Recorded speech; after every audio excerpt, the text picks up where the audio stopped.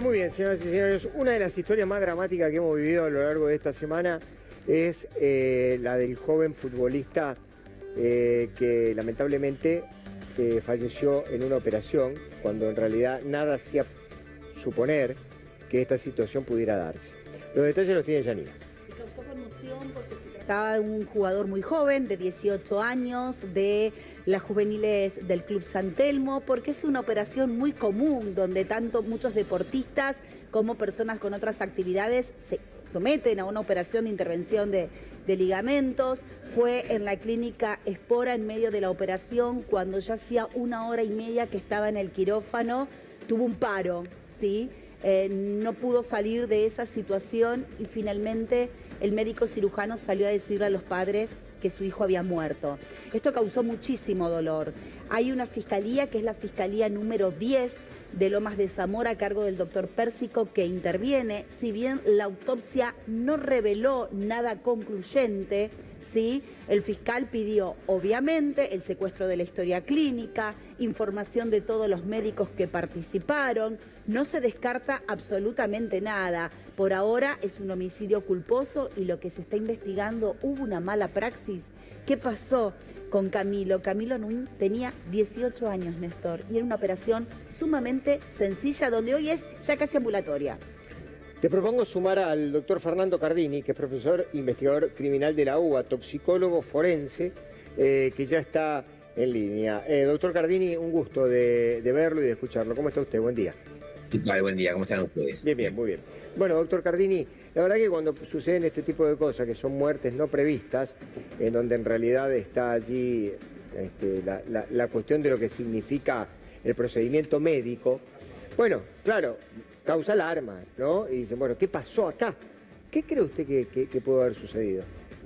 Bueno, acá obviamente hablamos de una muerte violenta, de alguien que evidentemente no tenía ningún antecedente para un desenlace de estas características, una persona joven, obviamente que siempre decimos, ¿no? Antes de los 40 años, una muerte siempre comienza a ser una muerte, se la llama dudosa, porque Sí. no está previsto que a esa edad tenga este tipo de situaciones de desenlace.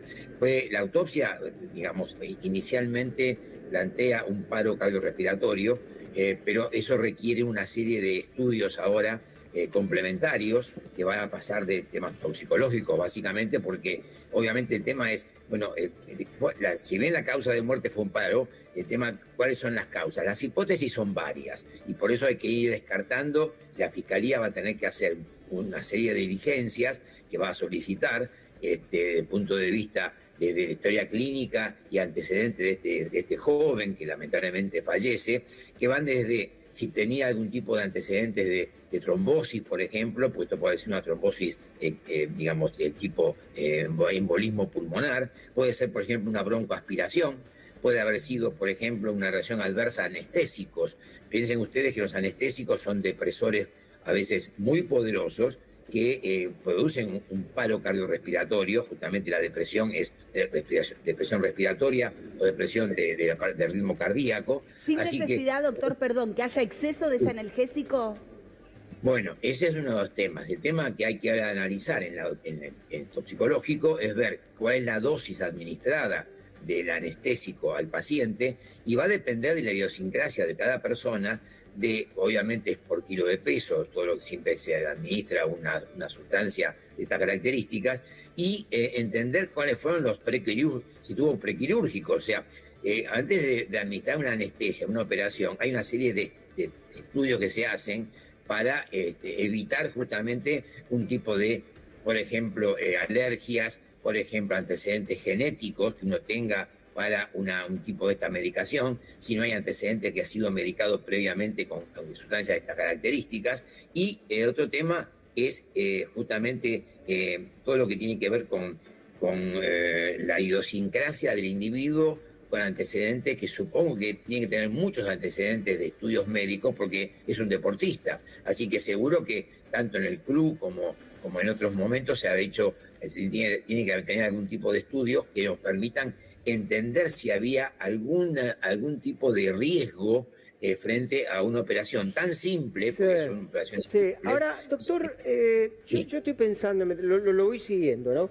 Digo, yo pensaba, por ejemplo, algunas operaciones de cirugía plástica, por ejemplo, han terminado de esa forma.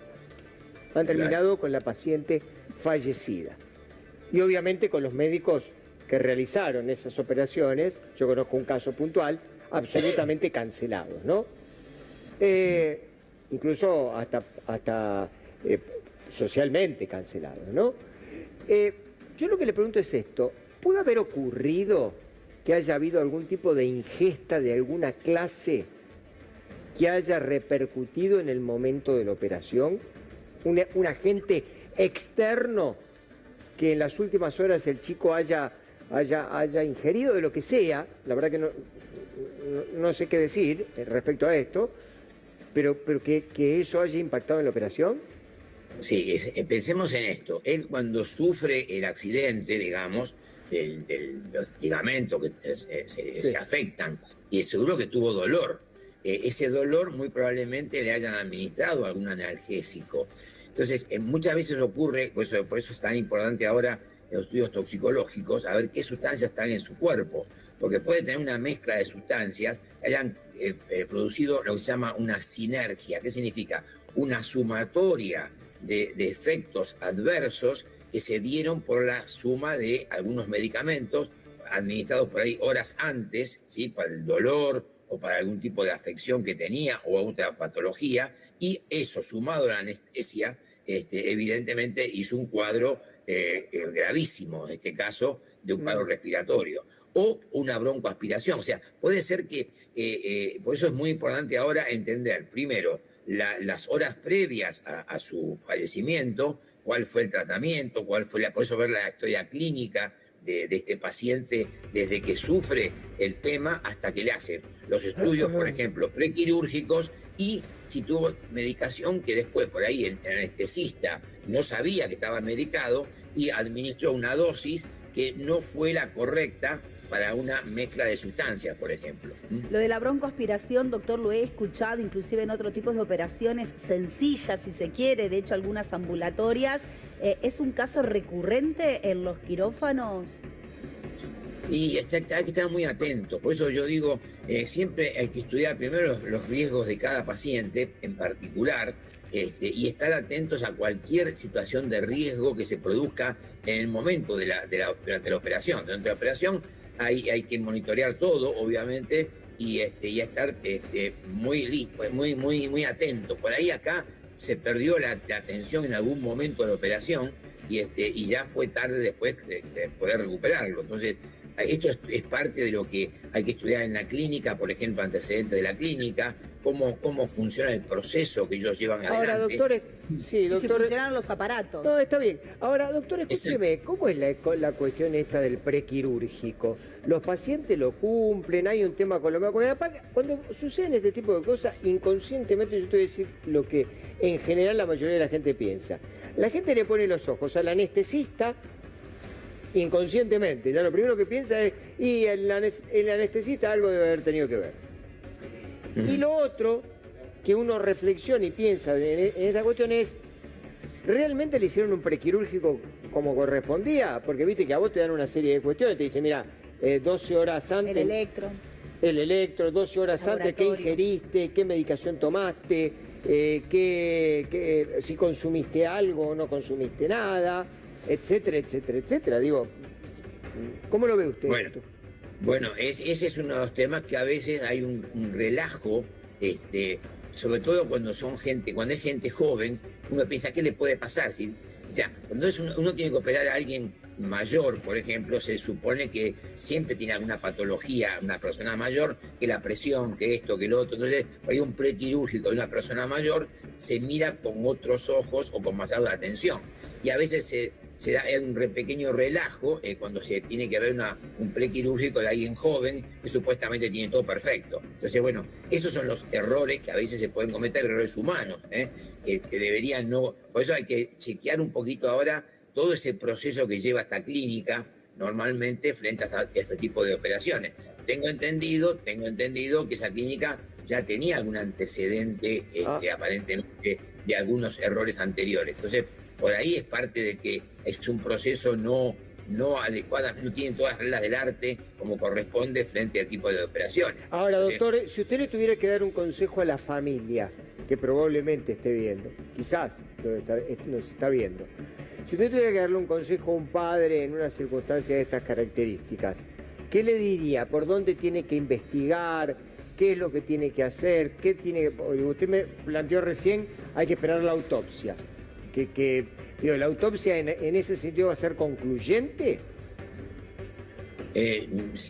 Yo pienso que sí, se hacen las diligencias, si la Fiscalía hace todas las diligencias que corresponden al proceso de investigación criminal, debería tener el resultado del cómo, cuándo, dónde y quién cometió este delito. O sea, si esto fue un delito o no. O sea, puede ser, como decíamos, un homicidio culposo, nadie pudo preverlo porque no había datos suficientes, o realmente no se hizo el proceso correcto. Entonces, por eso es muy importante, primero, la autopsia ya está realizada, pero la autopsia da solamente la causa de muerte. Nos falta ahora por qué la causa de muerte es, a qué se debió. ¿Se debió a una sustancia mal administrada? ¿Se debió a una mezcla de sustancias no controlada? ¿O se debió a un prequirúrgico no realizado adecuadamente? O sea que hay varios puntos que la Fiscalía, como tiene que realizar como diligencias, para entender este rompecabezas que se presenta frente a una muerte dudosa, que evidentemente habrá que entender si fue una mala praxis, si fue un error humano, si fue un tema, por ejemplo, de un proceso que esa clínica no lleva adelante como corresponde en cada caso. Y a veces tiene suerte, a veces no tiene suerte. Ese es el tema. O sea, es un análisis de riesgo. Sí. No, coincido con el doctor y como contábamos al principio, que el fiscal ya pidió, ¿no?, resultados, pruebas concretas que se aguardan. Estos resultados de la autopsia, doctor, porque están los preliminares que no dieron ninguna conclusión y más o menos en 20 días por lo menos podría haber resultados más concluyentes. Más allá de que pidió también todos los papeles que tienen que ver con la clínica, con los profesionales que asistieron, sus antecedentes si hay en la clínica, que no es un dato menor, pero bueno, me parece que también es importante quizás alguna pericia en los elementos, en los aparatos técnicos utilizados durante la operación, porque alguno preguntaba, ¿y si le agarró un paro? ¿Funcionaban? ¿Estaban todos los equipos en funcionamiento ok?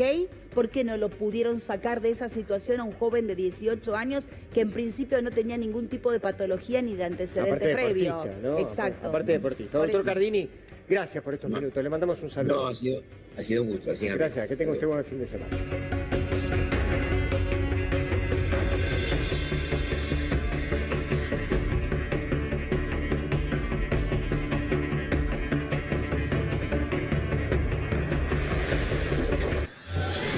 Bueno, no son pocos los